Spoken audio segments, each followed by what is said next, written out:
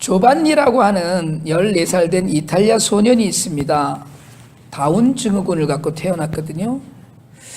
인간에게 필요한 정상적인 염색체 외에 21번 염색체에 여분의 염색체가 하나 더 붙은 것이 있으면 생기는 질환이라고 그래요. 근데 미국 국립생물정보센터에 의하면 1년에 6,000명 정도가 다운 증후군을 갖고 태어난답니다. 700명에 1명 꼴이라고 그러네요. 조선일보 인터뷰 보도를 보니까 이 조반니라는 아이의 부모는 아이를 임신한 초기에, 그러니까 임신을 했는데 태아를 애 건강을 진단하면서 알았어요. 얘가 다운 증후군이라는 걸 알았습니다. 그러니까 걱정이 되기 시작한 거예요. 이 아이를 낳을 것인가 아니면 낙태할 것인가. 이게 법적으로 가능한 일이었기 때문에 그래서 걱정을 하고 있는데 집에서 부모가 이런 걱정을 하는 이야기를 하는 거를 당시 7살이었던 큰딸 아이가 들었어요. 그 큰딸 아이가 그런 이야기를 합니다. 아기가 아파도 우리 아기잖아요. 그 얘기를 부모가 듣고 이게 정말 날카롭게 가슴을 찔렀다고 얘기를 했어요. 그러니까 더 이상 할 얘기 없다. 그냥 낳는다. 근데 다운 증후군 아이들은 모든 것이 늦습니다. 질병에 약하고요. 근력이 떨어진다고 그러죠. 그래서 청력이나 시력 같은 데 문제가 생기기도 하고 또 식도가 유난히 좁기도 하고 하는 그런 신체적으로 약한 부분들이 있어서 편도선염, 기관지염, 폐렴, 갑상선 이상 이런 증상이 많이 있답니다. 이 조반니의 부모는 이 다운 증후군에 걸린 이 막내를 정말 평범한 아이들과 똑같이 키웠어요. 물론 이제 병원에 훨씬 더 자주 가야 했고 정말 모든 것이 늦어서 신경도 쓰이죠. 초기에는 남들 때문에 상처도 많이 받았다고 그래요. 근데 4아이를 키웠거든요. 위로 이제 딸, 아들, 딸, 그리고 이제 막내가 다운 증후군이었는데 이 어머님 얘기가 뭐냐면 4아이 다 어려웠다는 거예요. 얘만 더 어려운 것이 아니다. 그러니까 그런 생각을 갖고 있으니까 아이를 키우는데 분명히 힘이 좀 되었다 이런 얘기고요. 작년 3월 21일 날이 매년 3월 21일이 다운 증후군의 날입니다. 다운 신드롬 데이인데 이 조반니의 형 자코모라고 19살 된 아이인데 이 아이가 동영상을 하나 잘 만들어서 유튜브에 올렸어요. 형이 회사 면접관이 되고 동생이 면접을 보러 온 아이가 되는 연기를 하는 겁니다. 이 아이가 나와서 이제 물어보죠. 일해본 적이 있습니까? 그랬더니 화면에는 이 아이가 막 일하는 것들이 나오는데 애는 대답을 아니요 이렇게 대답을 해요. 자기가 파스타를 삶기도 하고 이러는 것들이 있는데 잠깐 어떤 내용을 찍었는지를 그냥 한번 설교와 크게 많이 상관 있는 건 아니지만 한번 동영상을 보시고 계속하겠습니다. 제가 동영상을 보면서 진짜 기쁨으로 아이를 키우고 있구나 이런 생각도 했고요. 누구에게나 자신만의 세계가 있다. 내 머릿속에 남아있는 것으로 모든 것이 평가되지 않는구나 하는 생각을 했어요. 가족은 이 아이를 낳아야 되는 것인지 갈등했습니다. 그렇지만 아파도 우리 아기라는 평범하고 변하지 않는 진리와 같은 이야기 한마디 모든 걸 정리했어요. 아이가 2003년에 태어났을 때 아빠와 엄마가 형과 누나들 어린아이들이죠. 다 7살, 5살 이런 아이들이니까 이야기를 했어요.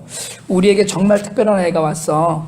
앞으로는 우리는 이 아이의 시간에 맞춰서 살아야 될 거야. 이렇게 얘기를 했어요. 그랬더니 5살 난 형 자코모가 그게 좋은 거냐고 물었어요. 그랬더니 부모님이 대답을 했어요. 그럼 엄청나게 좋은 소식이지. 근데 그렇게 엄청나게 좋은 소식으로 태어난 아이가 사실은 여러 가지 어려움을 가져다 줘서 갈등이 있었고 고난이 있었어요. 형과 누나들은 사춘기를 지나면서 동생 때문에 굉장히 많이 갈등하고요. 또 사실은 상처도 받고 자랐습니다. 창피해했던 시절도 있었고요. 근데 지금은 그 모든 것들이 이제 극복되어 가고 있어요. 이런 아이들이 이제 더디게 자라지만 다른 아이들보다 뭐 5배는 더 힘들게 자란다고 그래요. 어쨌든 아이가 잘합니다. 12살 때 처음으로 자전거를 탔다고 그래요. 보조 바퀴가 없는 자전거를. 그러니까 가족들은 너댓 살짜리 아이가 자전거를 탄 것처럼 기뻐했습니다. 그래서 요 특별하지만 평범한 그 가족으로 교육을 받고 자라는 조반니에 대해서 형이 쓴 책이 IQ 50 내 동생 조반니라는 책인데 이탈리아 아마존에서 뭐 28주 연속 베스트셀러가 돼 있고요. 내년에는 영화로도 만들어진답니다.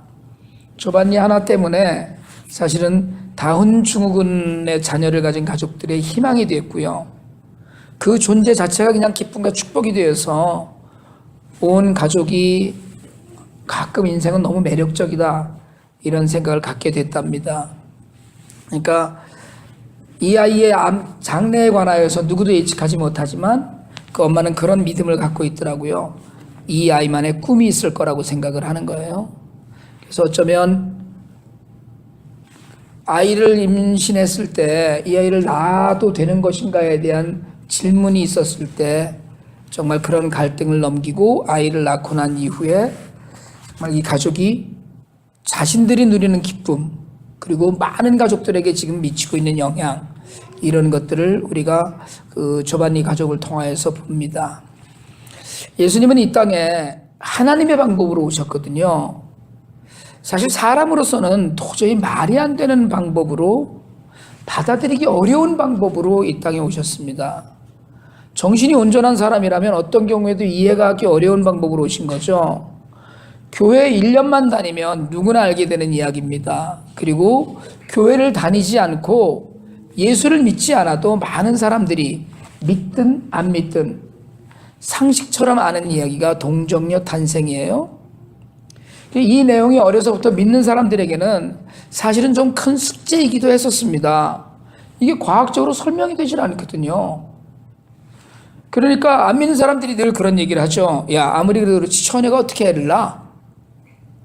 이 얘기 앞에서 뭔가 반론할 게 없는 거예요. 그런데 우리는 그걸 과학으로 설명하지 않고 하나님으로 설명을 합니다.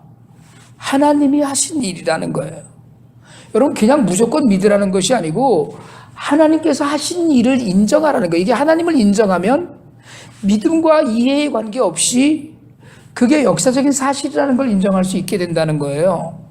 여러분 사실은 솔직하게 마리아가 동정녀의 상태에서 아이를 낳았다는 것을 우리는 지금 배우고 믿고 그런 일이 있었대 하면서 가지만 당사자들의 입장에서 더구나 약혼 기간 중에 일어난 이 일을 간통으로 보고 이혼, 처형에 이르는 그런 당시 풍습으로 볼 때 이건 작은 일이 아니었습니다.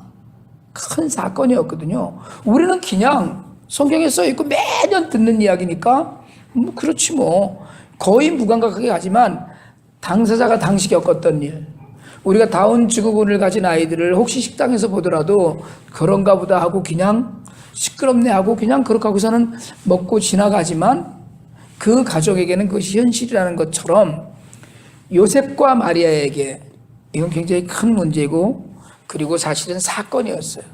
요즘도 심찮게 이슬람권 국가들에서는 명예살인이라는 것이 뉴스로 보도되잖아요. 가문의 명예를 더럽혔다고 집안의 딸들을 무자비하게 죽이는 일들이 아주 버젓하게 일어납니다. 2000년 전에 근동 지방의 풍습을 생각한다면 그래서 가늠한 여인을 돌로 쳐 죽이겠다고 예수님 앞에 끌고 나왔던 그런 사건을 우리가 생각한다면 정혼해놓고 아직 남편과는 잠자리도 하지 않은 처녀가 아이를 뵌 이 사건은 당사자와 양쪽 가문의 큰 근심거리였던 것은 틀림없습니다. 요셉은 그런데 갈등했지만 간단하게 생각을 했어요. 조용히 끝내주자. 여러분 이건 정말 큰 배려입니다.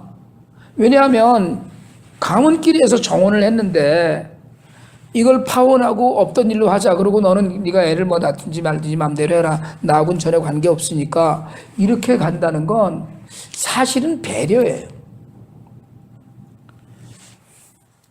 집안에도 큰 어려움을 겪는 일이 틀림없습니다. 그렇지만 조용히 끝내면서 그나마 그래도 마리아와 그 집안이라도 지켜줘야 되겠다. 이게 조용히 끝내자는 생각이었거든요. 그래서 그렇게 갈등을 해결해버리고 말았어요. 요새는 그걸로 그냥 간단하게 해결한 거예요. 그렇게 갈등이 해결되는 것 같았습니다. 아니, 속이 얼마나 복잡했겠어요. 이게 집안 문제, 가문 문제, 또 설명해야 되고, 이제 곧 결혼을 해서 같이 살아야 되는데, 그러면 뭐 며칠씩 온 동네 사람들을 다 불러다가 잔치해야 되고, 이러는 스케줄이 남아있는데, 이걸 갑자기 중단하면 쉬운 일이 아니었거든요. 뭐 요셉이 이런저런 궁리했겠죠. 그리고 기도했어요. 요셉이 이 일을 생각했다는 표현이 그가 극심한 고민을 했다는 것을 이야기합니다. 그런데 요셉은 이사야 7장 14절에 보라 처녀가 아이를 낳으리니 그의 이름을 임마누엘이라 하리라고 했던 그 메시아 탄생의 예언과 약속이 자신과 자신의 아내에게서 성취될 것이라고는 전혀 생각하지 않은 거거든요. 뭐 요즘도 무슨 정도전이니 이런 이야기를 가끔 하는 사람들이 옛날에 있었는데, 여러분 나를 통해서 그런 일이 그건 아니지. 그건 아닌 거예요. 그건 생각할 수 없는 거거든요. 꿈에도 생각하지 않았는데 간단히 끝내려고 마음 먹었는데 간단하지 않은 거예요. 우리도 그럴 때가 있잖아요. 문제가 꼬여서 이런저런 생각이 깊어지지만, 그래서 이렇게 간단히 생각하고 이렇게 물자르듯이 하려고 했는데 그게 쉽지 않아요. 요셉은 깊은 고민 가운데 사람의 생각으로 해결하려고 했어요. 사람의 방법으로 가장 최선의 방법을 찾았어요. 그리고 하나님 앞에서도 이 정도면 굉장히 배려심 있는 모습으로 끝내려고 했어요. 이런 편에서 이게 가장 아름다운 방법이라고 생각한 거거든요. 근데 여러분, 하나님은 늘 우리의 생각과 상상을 뛰어넘는 계획을 갖고 계십니다. 이게 우리에게 문제예요. 하나님은 계획이 있으셔요. 하나님은 분명히 우리와는 전혀 다른 생각을 그냥 갖고 계신 거예요. 요셉의 고민이 깊었을 때 하나님께서 드디어 하나님의 계획을 성취하려고 일을 시작하셔요. 요셉을 부릅니다. 다윗의 자손 요셉아. 여러분, 여기서 다윗의 자손 요셉아라고 불렀다 하는 것, 이것도 중요한 의미를 가져요. 다윗의 혈통에서 메시아가 날 것을 연결하고 있는 거거든요. 그러니까 오늘 우리가 읽은 본문 앞쪽에는 쭉 예수님의 족보가 나오잖아요. 그 족보에 연결이 되어버린 거예요. 그리고 주저하지 말고 데려오라는 거예요. 예수라고 이름을 지으라고 그랬어요. 우리가 하이델베르그 요리문답 시간에 말씀을 나누었듯이 예수는 여호와의 구원자라는 뜻입니다. 이 이름을 쓰라는 거예요. 그런데 인간의 갈등과 고민은 하나님의 방법으로 한 방에 끝납니다. 여러분, 우리가 받아들이기 어려운 일들이 있을 때가 얼마나 많아요. 기도하세요. 하나님의 음성을 듣기를 간절히 원해보세요. 말씀을 묵상하면서 그 안에서 내게 주시는 말씀에 감동할 수 있기를 좀 기도해보세요. 요셉은 파혼을 앞에 두고 고민하다가 결국은 임마누엘 하나님을 만납니다. 순종했고 헌신했어요. 마리아를 데려왔고 아들을 낳을 때까지, 여러분, 이 상황이 이해되지 않았지만, 이해가 다 됐겠어요? 이해되지 않았지만 하나님께서 하시는 이름을 확신하고 아들을 낳고 예수라고 이름을 짓습니다. 여러분, 요셉은 하나님의 말씀에 토를 달지 않았어요. 하나님의 사자를 꿈에 만난 후에 하나님이 이루신 역사의 가장 큰 조력자가 요셉이었습니다. 여러분, 생각을 해보세요. 만약에 요셉이 마리아를 획 버렸으면 어떻게 됐겠어요? 마리아 돌 맞아 죽었어요. 그러면 우린 큰일 날 뻔한 거예요.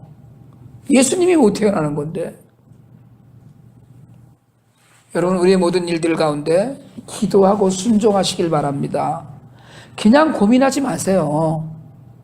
여러분, 고민할 일이 우리에게 너무나 많습니다. 근데 그냥 고민하지 마시고 말씀을 읽으시고 들으시길 바랍니다. 마치 절벽 앞에 선 것 같은 날이 있을 때, 여러분, 우리가 정말 귀를 막고 눈을 감아서 그렇지 하나님은 결코 한 번도 우리를 떠나본 적이 없어요.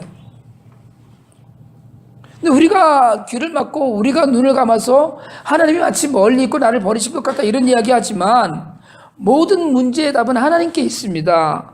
여러분, 기도할 때, 말씀을 깊이 읽고 또 읽을 때 성령으로 우리를 감동하시는 하나님이 계셔요. 다운 증후군을 알아요. 이 조반니의 가족은 이 아이가 하나님께서 우리에게 주신 선물이라는 믿음이 분명히 있습니다. 상황을 그대로 인정하고 받아들이고 마침내 길고 긴 적응 기간을 거치면서 기쁨이 무엇이고 성취가 무엇이고 나눔이 무엇인지를 깨달아요. 여러분, 우리가 지금 감당하기 어려운 일이 있더라도, 지금 그저 그런 일이 있더라도 하나님은 계획이 있어요. 내가 받아들이기 어렵고 내가 이해하기 어려운 일이 있죠. 그건 내 입장에서요. 그 가운데서 하나님의 음성을 들으면, 하나님께서 늘 함께 하시면 분명히 우리를 안고 가실 텐데 우리가 이걸 잘 못하고 있어요. 대강절 네 번째 주일입니다. 다음 주면 성탄절이고요. 예수님은 반드시 오십니다. 오셨던 예수님이 다시 오실 거예요. 여러분, 하지만 요즘 우리가 지난주에 수요일 저녁에 하이델베르크 요리문답에서 사도신경을 살피고 있는데, 그것을 통해서 우리가 배우듯이 예수님은 승천하셔서 하나님 우편에 지금 앉아서 우리를 위해서 기도하시고 성령을 보내서 힘을 주시고 영적 전쟁을 대신 치러주고 계셔요. 우리가 알면, 예수님이 지금 하고 계신 일, 하나님이 하시는 일, 하나님의 뜻을 알기만 하면 우리가 결코 좌절하고 주저앉지 않고 하나님의 뜻을 거꾸로 나가는 일이 없을 터인데, 우리가 기도하지 않고 말씀을 듣지 않고 생각하지 않고 묵상하지 않기 때문에 우리가 자꾸 하나님의 뜻과는 어긋난 길을 자신의 길로 가고 있어요. 왜요? 내 힘으로 해야 되니까. 여러분, 주님 다시 오실 겁니다. 그 주님을 여러분 간절히 기다리면서 정말 기쁨과 감격을 누리고 사는 여러분이 되시길 축복합니다. 여러분, 그냥 쉬운 일은 없어요. 정말 쉬운 일은 없습니다. 돈을 많이 벌고 정말 부족함이 없이 사는 것 같은 사람들도 거기에 이를 때까지 어려움이 있었고 지금도 그 안에서 남들에게 말 못하는 고민이 있습니다. 마찬가지로 오늘날 우리에게도 사실은 모든 것이 내가 원하는 대로 하나도 되는 것 같이 없고, 내가 뜻하는 거 계획하는 대로 되는 일이 없는 것 같지만 하나님은 그렇게 생각하지 않으셔요. 하나님은 오늘도 우리에게 계획을 갖고 계셔요. 우리가 그 앞에 나가 서 있지 않기 때문에, 그리고 사실은 내가 하고 싶지 않은 일이 있기 때문에 듣고 싶지 않은 거예요. 하나님 말씀을 드리면 포기해야 되거든요. 하나님의 말씀을 드리면 돌로 맞아 죽을 상황인 것 같은 대로 들어가야 될 것 같거든요. 하나님 말씀대로 살면 정말 다 드리고 거지처럼 살 것 같거든요. 그러니까 듣기 싫은 거예요. 하나님 말씀대로 하면 내가 즐기고 있는 쾌락이나 내가 누리고 싶은 것들을 다 내려놓아야 될 것 같으니까 기도하지 않는 거예요. 왜요? 그 음성을 들으면 곤란하니까. 그러나 여러분, 갈등하잖아요, 우리가. 여러분, 예수를 믿는 건 결코 쉬운 일이 아닙니다. 우리가 예수 믿으면서 행복을 누리고 예수 믿으면서 기쁨을 누린다는 건 정말 진실한 마음으로 예수를 믿을 때 오는 것뿐이에요. 그럼에도 불구하고 모두에게 갈등이 있습니다. 너무 힘든 일들이 있는 거예요. 그런 가운데 하나님의 뜻이 무엇인지를 듣고 제가 그 길로 가겠습니다라고 순종하려고 마음을 먹으면 거기서 또 갈등이 생겨요. 왜요? 내가 하고 싶은 대로, 아까 저희가 퀴즈클럽 애들한테도 물어보듯이 하기 싫은 일, 그걸 하라고 그러시거든요. 하고 싫은 일을 하라고 그러시고 내가 하고 싶은 일은 하지 말라고 하시고, 우리가 아이들을 키우면서 아이들이 지금 느끼고 깨닫고 처한 모든 상황과 똑같이 우리와 하나님의 관계를 이야기할 수 있어요. 하고 싶은 일 많으시죠? 즐기고 싶은 일 있고 누리고 싶은 건 많으시겠죠. 그런데 내 뜻대로 살다 보니까 잘 안 되는 것도 있기도 하죠. 그래서 꿈에라도 하나님이 나타날까봐, 꿈에라도 하나님이 말씀하실까봐 기도하기도 싫고 말씀을 읽기도 싫을 때가 생겨요. 그러나 여러분, 정말 분명한 것 하나는, 여러분이 갈등하는 모든 것은 인간의 힘으로, 인간의 계획으로, 인간의 생각으로 절대 이루어지지 않습니다. 성취될 수가 없어요. 사람이 계획할지라도 그 일을 이루시는 분은 여호와 하나님이셔요. 내가 계획하고 내가 생각하는 것들이 다 있다고 할지라도 그것이 다 정상적으로 내가 생각한 그 계획대로 다 돌아가지 않아요. 여러분, 진실로 바라기는 하나님의 말씀을 들을 수 있는 귀가 우리에게 있기를 원합니다. 말씀을 듣고 순종하는 믿음이 우리에게 있기를 원합니다. 이해되지 않지만 하나님께도 계획이 있다는 믿음을 갖고, 여러분, 우리가 순종하지 않아서 아직도 하나님이 이루지 못하시는 일들이 너무 많은 거예요. 사실은 우리가 하나님 말씀대로 쫓아가고 믿음대로 살지 못했기 때문에 사실은 우리 앞에 닥치는 너무나 많은 고난들이 있는 거예요. 물론 예수를 믿고 하나님을 믿어도 고난이 있습니다. 다 훈련이에요. 다 정말 하나님께서 키우기 위해서 그러셔요. 그런데 때로는 우리가 하나님의 길에서 벗어났기 때문에 그 길을 막으시려고, 그 길로 가면 떨어져서 죽어버릴 것 같으니까, 하나님을 떠나버릴 것 같으니까 그 길을 막으시니까 다 골목마다 막다른 골목이 돼버리는 거예요. 다 코너에 몰려 있는 거예요. 그러나 한 번 다시 생각을 해보세요. 지금 이해되지 않지만, 도대체 왜 나한테 이러시는지 부르짖지만, 여러분, 하나님께는 계획이 있으셔요. 임마누엘의 하나님, 너와 영원히 함께 하겠다라는 그 하나님의 뜻이 오늘 우리에게 있습니다. 여러분, 하나님께 계획이 있다는 믿음을 갖고 마침내 우리와 늘 함께 하시는 임마누엘의 하나님을 만나서 기쁨과 감사의 복을 누리는 저와 여러분이 되기를 주님의 이름으로 축원합니다.